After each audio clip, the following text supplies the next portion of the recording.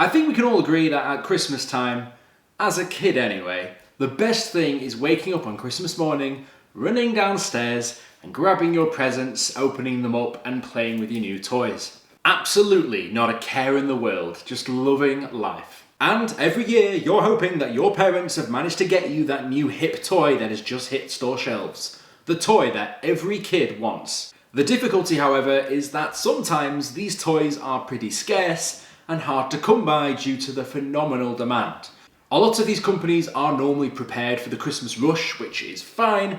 However, we're talking about an incident today where for Christmas, for reasons I will explain, a cardboard box was the hit toy that everybody wanted in the year 1977.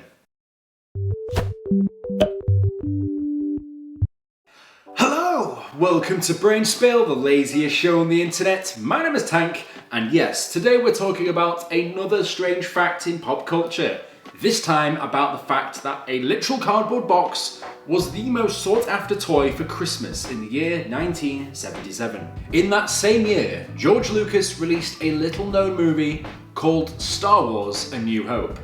The first part of a trilogy of films which would grow into the behemoth of a brand we all know today. People first learned about Star Wars and its universe from this film, and it certainly didn't go unnoticed. Surprising to most, Star Wars turned out to be a smash success, and with a studio seemingly taken by surprise as to how popular this became, they didn't have the stock to supply the demand of parents flocking to toy stores to grab these toys. However, they simply couldn't just not sell anything, because at the end of the day this was one of the biggest films of the year, and every single kid wanted something from that movie. So they had to be a little bit more creative to try and get their products sold. So what did they do 44 years ago to sort out this crisis of toys? A toy company called Kenner were tasked with producing the toy line for the movie that was being released. Not only that, but they had the golden ticket of having the exclusive rights to produce the merchandise for the film.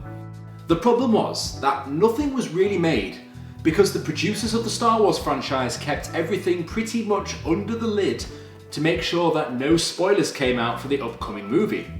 Meaning that they had little to no time to prepare a range of toys designed, approved and produced before being shipped around the world and sold in time for the Christmas rush. This was all happening way too fast. So, Kenner, being absolutely royally ballsed by this, thought of something a little bit more creative in order to get something out there in as little time as possible.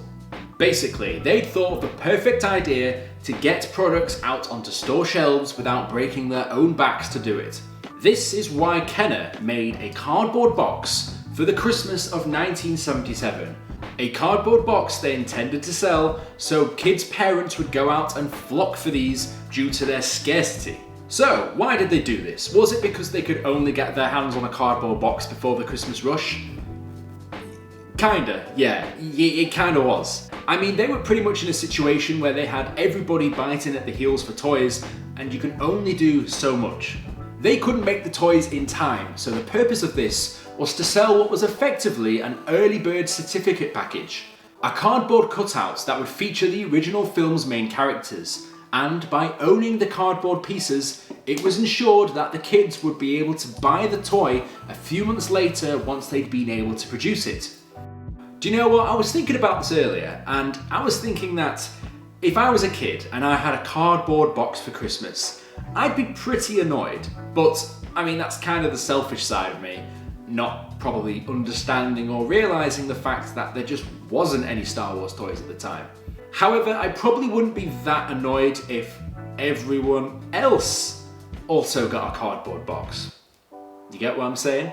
However, when I say that it was a cardboard box, that's not actually everything that was in it. There were things in the cardboard box. There were a pack of Star Wars fan club stickers and also a certificate to show that you were part of the fan club.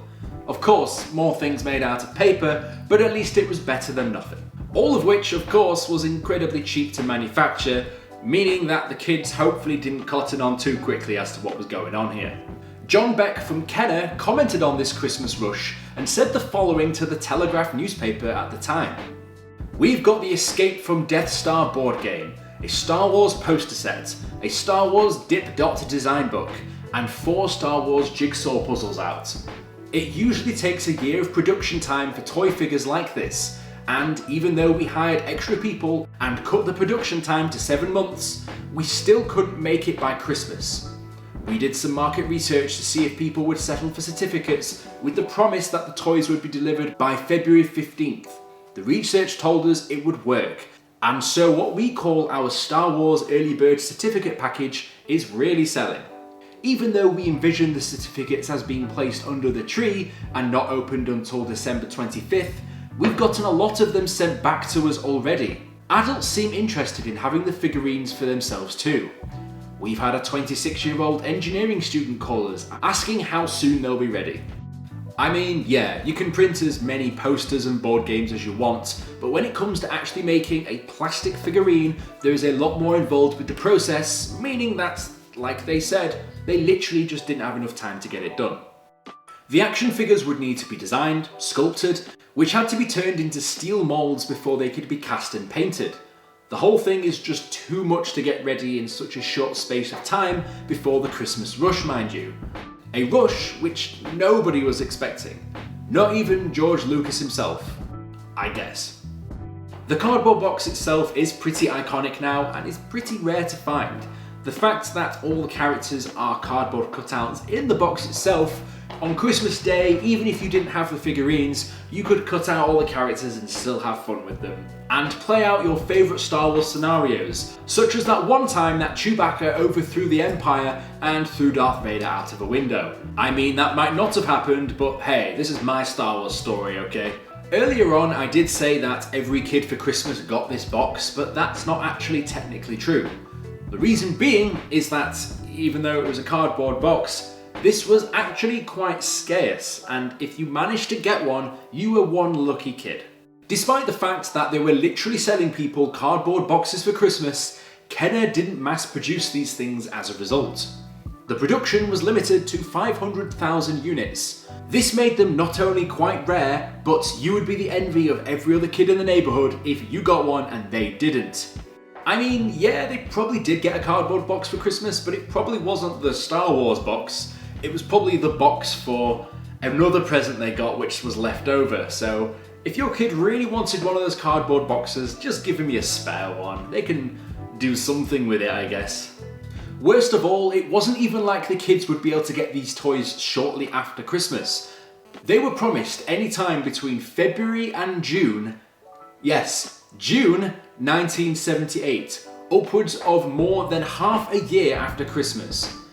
Honestly, I'm surprised if kids didn't put this on their Christmas list for the year after because of the fact that the previous gift for the last Christmas was still not ready. And as a matter of fact, just to treat you as a nice little Christmas bonus for getting to this point in the video, I'm about to show you the actual commercial that aired to show off these cardboard boxes. So, if by this point you still don't believe me that this actually happened, well, take a look.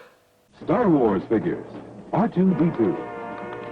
Chewbacca, Luke, and Princess Leia. They're the Star Wars Early Bird set of figures. These action figures are not yet available, but this Star Wars Early Bird certificate package is in stores with this colorful Star Wars picture display stand and certificate to send in to get a set of figures by mail. They'll be sent to you at home between February 1st and June 1st. The Star Wars Early Bird certificate package, new from Kenner.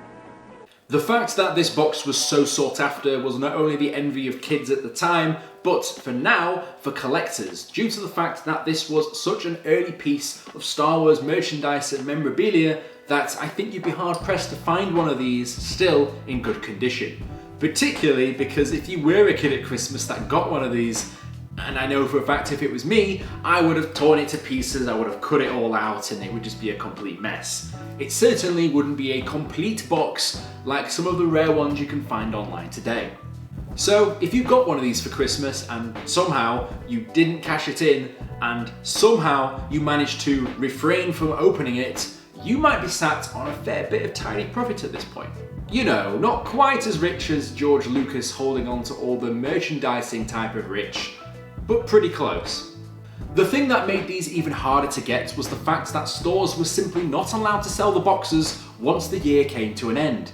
meaning that stores were incentivized to get rid of them off the shelves as quickly as possible, normally to be sold in time for the Christmas rush.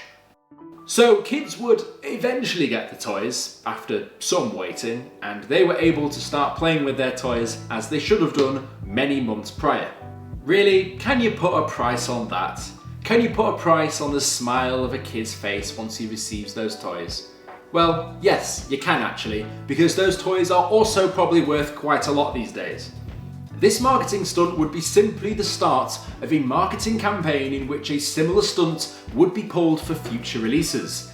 Even though the studio now knew how popular the franchise was, these artificial shortages would drive up demand and hype around the sale of these toys, which would go through the roof. These toys started to ship in small packages, the first batch being small figurines of Luke Skywalker, Princess Leia, R2-D2 and Chewbacca, all wrapped in film plastic. The rest of the figurines would eventually roll out, and you'd think that something like this would do more harm than good for the franchise, but the opposite seemed to be the case. For something that might have worked back then, particularly for a film that was just so new and popular, it might have been okay then. Nowadays, however, I don't think they would get away with something like that, unless you're making video games consoles, mind you. As the remaining films in the trilogy were released, however, they didn't need to resort to cardboard boxes, as Kenner were able to work on the larger scale models and toys with very intricate detail, as well as the recognised ships from the Star Wars universe, such as TIE Fighters, X-Wings and the Millennium Falcon. No wonder Star Wars became so popular, with many people growing up with the franchise, excited to open up their toys on Christmas morning and be able to play with all their favourite characters. This is the sort of thing that builds a media empire, and as a result were able to grow themselves into a multi-billion-dollar empire, all of which started with the release of a little movie and a cardboard box. If you like the video, be sure to like and subscribe. If you want to be notified as soon as I upload my next video, be sure to hit the bell button. And if you've got any ideas for what topics you'd like me to discuss next, let me know down in the comments below. As always, sources used in the video will be in the description. Do you know what? For this year, I might get my family and friends cardboard boxes for Christmas, and then write on them what I was actually intending to buy them. And then in like 4 to 6 months, I might buy it for them, and when they least expect it, the actual gift will come through the post. Because if it worked for Kenner, then it will probably, maybe, work for me too. Who knows? I'll see you guys in the next video. Fantastic.